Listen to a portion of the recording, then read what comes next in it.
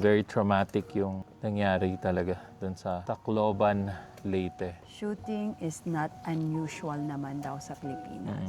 Pero sobrang rare daw yung nangyaring shooting sa school. Hindi yun normal sa Pilipinas.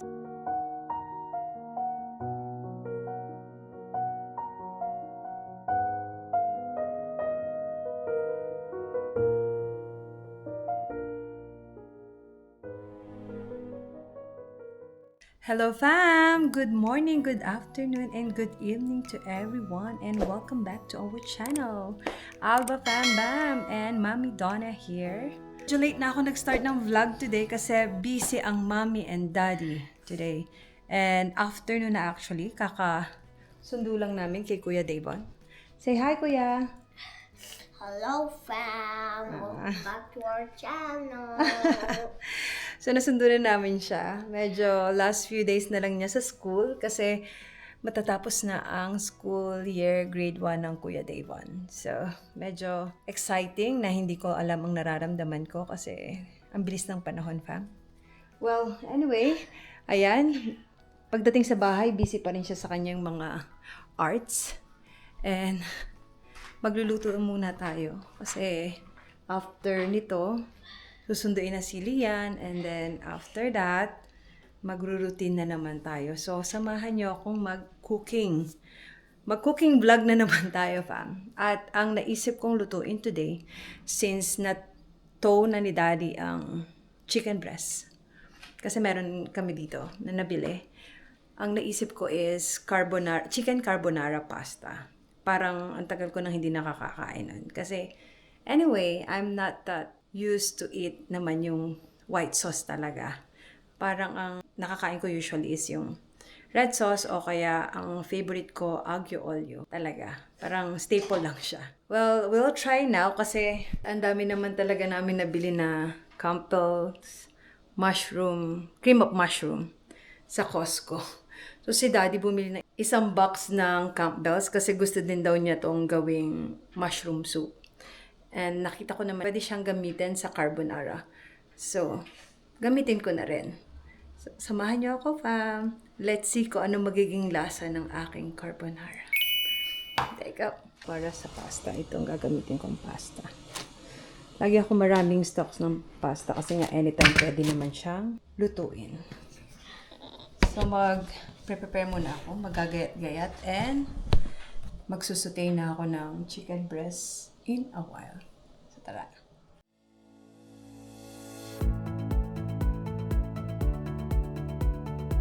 Medyo naiiyak ako, fam, kasi ang hirap talagang It's because of the onion! ang hirap talagang maggayat ng onion. Hindi ko pa rin alam bakit hanggang ngayon nagka-cry ako. Hindi nagkakat ng onion. Kayo din ba, fam? Sabihin nyo nga sa akin kung may tricks kayo kung paano to hindi nakakaiyak.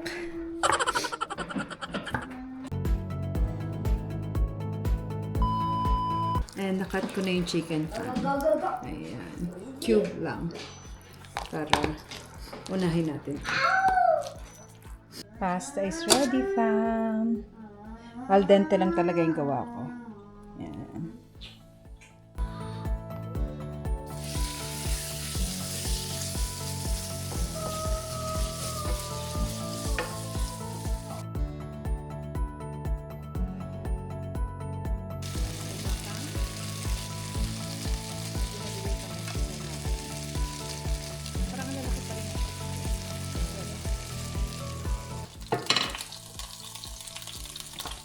So, ayan, fam. Medyo toasted na siya. Set aside lang natin.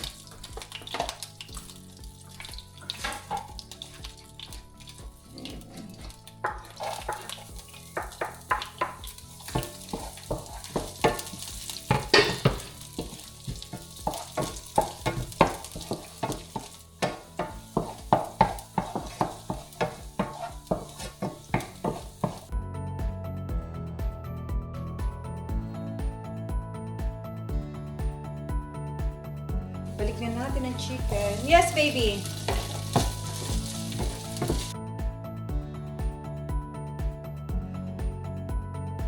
So, dalawa na lang pala yung gagamitin ko para madami tayong sauce. Ayan na fam, kumukulo na siya. So, nilagyan ko din pala ito ng butter. Kaya yung parang medyo yellow dyan is the butter. Ayan, creamy na siya. So, pwede nating gamitin yung cream of mushroom talaga. But we'll see kung anong lasa niya mamaya. Kasi fam, hindi ako mahilig tumikim ng niluto. Hindi ko alam kung bakit. Ako lang ba? Or kayo din fam? Pag nagluluto kayo, hindi kayo tumitikim. Kasi, ewan ko, parang bahala na. Kung anong kulang, anong sobra. Basta hindi ako tumitikim. Hindi ko alam kung bakit. Anyway, gusto ko lang i-flex ang aking damit, fam. Naalala ko ang aking alumni school sa Vancouver. So, sa mga bago pala sa amin, sa channel namin, ang pathway po pala namin dito is international student. So, dito ako sa FDU, sa Vancouver, nag-school. Fairleigh Dickinson University. I took my master's in hospitality industry kasi yun nga yung background ko. So, nag-upgrade na rin ako ng skills. Hindi ko pa siya masyado nagagamit ngayon kasi I want my time with the kids. So, worth it siya talaga naman.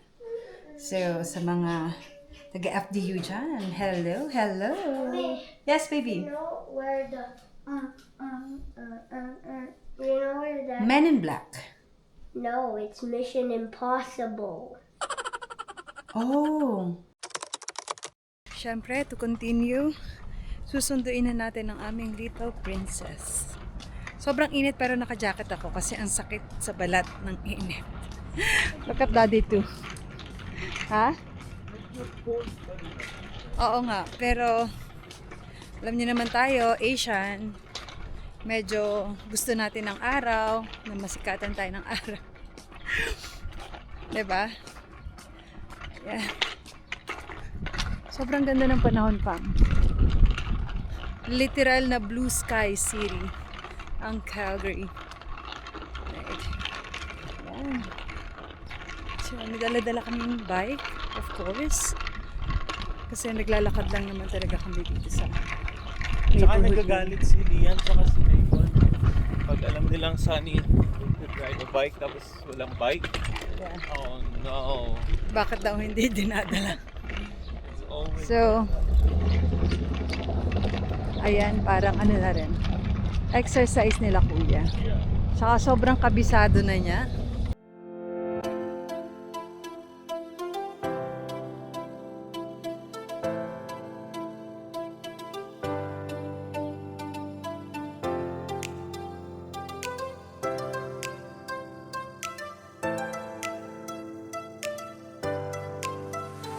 And ayan fam, nasundo na namin ang mga bata. Siyempre may stopover kami sa playground as always pag ganitong summer. Malapit lang to sa school ng kids, so we always drop by here. Yan si Lian and si Kuya. Hello fam, so we're home. At nandito na nga, at naglalaro lang, gusto lang maglaro ni na Lianica and Davon dito sa labas. Very traumatic yung nangyari talaga doon sa Tacloban, Leyte. I mean, may mga statistics na binasa si Mommy actually about the Philippines, kung normal ba ang ganon na shooting inside school. the school. Kasi again, dito sa western countries naman, yun yung parang laging nangyayari. Shooting sa BC, which is in Canada, British Columbia, nangyari yun last February or January. And then sa US din, alam niyo naman, very knowledgeable tayo na sa US, ang daming mga shooting sa school. Texas, Louisiana, Washington, LA, kung saan-saan.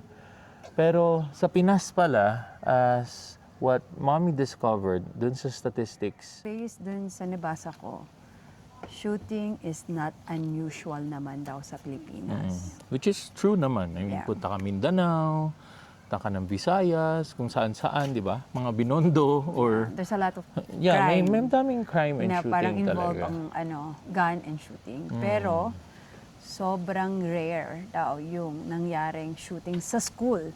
Which is totoo naman. Parang hindi yun normal sa Pilipinas na may mangyayaring shooting sa loob ng school. I couldn't even remember. Me too. parang meron ako big deal. nabalitaan. Oo, di ba? Parang wala eh. Parang wala nga. Big issue talaga siya dahil involved talaga ang bata. Reading yung news, hindi ko masyadong dinetails kasi medyo ayoko ngang malaman ng buo kasi nai-imagine ko siya. So knowing na magulang tayo, na emotional tayo pag nai-involve ang mga anak, ang hirap mong isipin na nasa school yung anak mo, they just trying to learn, pero yun pala may magaganap or mangyayaring insidenteng gano'n na parang hindi siya katanggap-tanggap as a parent na mag-aalala lagi sa pagpasok ng mga anak niya. Yeah. Pero may nakita nga ako yung isang article doon. Buti na lang daw nakaligtas at nakaalis agad yung dalawang anak niya. 14 years old and 16 years old. So that's second year and fourth year high Yeah. school. So ang perpetrator, allegedly, yung dalawang bata ay 14 years old and 15 years old. So yun pa ang isang problema. Kasi they are considered as juvenile. Yeah. At in a sense, hindi sila adult. So I think magpa-file pa rin ng kaso ang police natin or authorities natin. Pero dahil nga yung age nila ay considered as minor, I don't think na may mangyayari dun sa kaso. Yeah. I think pupunta lang din sila sa social service, which is sobrang sakit nun sa mga magulang. Ay, totoo. Kasi, allegedly again, may nakita sa phone nila na pinagplanuhan nila. Again, fam, 14 years old, your second year high school, and your fourth year high school, sobrang may isip ka na nun. I mean, dun ka magde-decide na kung magkakating classes ka or hindi. Diba? Yeah. Or magtatry ka ba ng yosi or magtatry ka ba ng beer? Yun yung mga time na for me, may isip ka na talaga. That is why ina-advocate nung ibang groups na babaan yung age to be considered as minor. Yung iba namang group is dapat daw i-maintain na 16 ba or 18 years old ang magiging adult. So, magkaibang group, magkaibang result na law. Nag-prevail yung isa, and ayan, yan yung magcha-challenge ngayon dun sa law na yon. Yeah. Na paano to? 14 years old, 15 years old. Parang ang hirap sa magulang tanggapin na itong mga to, binaril yung anak ko, wala lang mangyayari sa kanila. Yeah. Pupunta lang sila sa Boys Town, pupunta lang sila sa DSWD. Yeah. Magsa-seminar, psychologist. We really don't know kung ano yung ginagawa ng Philippine authorities sa mga ganito. Pag may mga bata talaga na topic, lagi talaga naming nadidiscuss kasi nga nare-relate namin agad kay Davon and kay Leanica. That is why sensitive talaga si Mami lagi. Nasabi ko nga kay Daddy na wag i-detail sa akin kasi medyo nung nangyari yung sa BC, apektado talaga ako. Kasi na-imagine ko kung paano nangyari. Nakita ko yung photos, saka videos, na news. So medyo Hindi may ka ba trauma nakatulog pa na? ako. Oh, Hindi hindi ka talaga. nakatulog doon? Kasi syempre nag-school na yung mga bata and mas mahaba na yung time nila sa school kesa with us, sa Yeah. bahay. So parang every time na nasa school sila, parang magiging ano ka ba, uncomfortable kasi Planing ka. praning ka lang. Ganun yung feeling. Yeah. Yeah. Pero ayun nga, so after na nag-side naman siya, kasi last few months ago lang yun, ngayon naman Pero merong few nangyari weeks sa... ka rin or days, sabi mo na hindi ka Oo, makatulog. yeah. Tapos may nakausap din akong parang close na nanay na sa school ni Kuya Dave na parang ganun din yung nangyayari. Ganun din yung feeling nila. Yeah. So, sad lang siya. And hindi natin alam kung paano, yeah. So, sa panahon ngayon talaga, sobrang natin kailangang mag-ingat. I-remind natin lagi ang mga anak natin na laging sa surrounding nila. Like, basic lang din, basic emergency alert nila kung pag nangyari to, anong gagawin nila.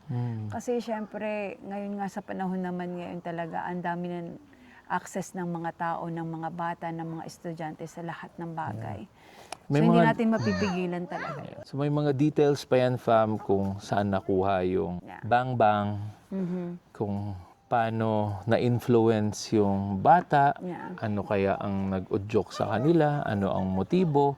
Ang sabi, may target sila. Tapos nung hindi nila nakita yung target, random na lang silang nag-bang-bang. So we can't mention that here.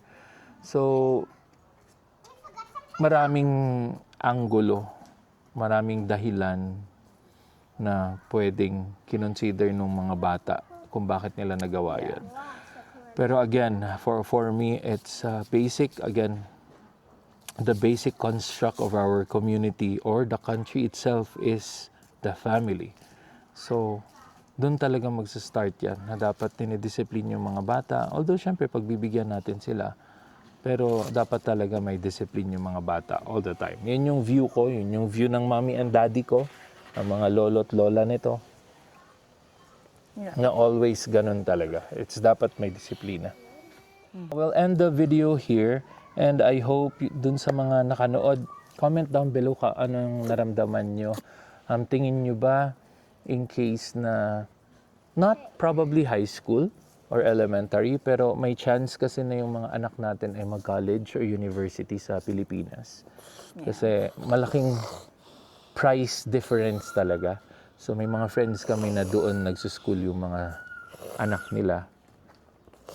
Ano ang feeling nyo? Tingin nyo ba, is it worth it na ipadala sila sa Pilipinas with the price difference? And well, of course, we have a very good education din naman. Pero comparable sa Canada, for me, I think it's really the safety yung i-consider. Feeling nyo ba, fam, na safe pag pinadala nyo ang inyong mga anak sa Pilipinas? So comment down below and continue natin ang usapan doon. So nakikiramay po kami, fam, sa mga pamilya na naulila at sa mga pamilya na nasaktan ang mga anak nila. Nawa po'y patuloy din silang gumaling. At sana naman hindi sila ganun matraumatize at magkaroon pa rin sila ng motivation in life. Kasi syempre, Okay, yeah. So prayers and healing and more blessings doon sa family na survive yung yes. tragedy. Grabe. 20 ka-tao. I think 20 students. I think more than pa yan. Mag-i-increase pa yan sa katagalan na nakasurvive. So, great thing. Saktan sila, but then, ayun. So, prayers for them, healing for them, blessings for them. And, ayun, fam. So, we'll catch you on the next video. And I think, more or less, continuation siya kasi we as going to be graduating. So, we'll discuss and see what will happen. And, again, catch you on the next video. And, hang loose.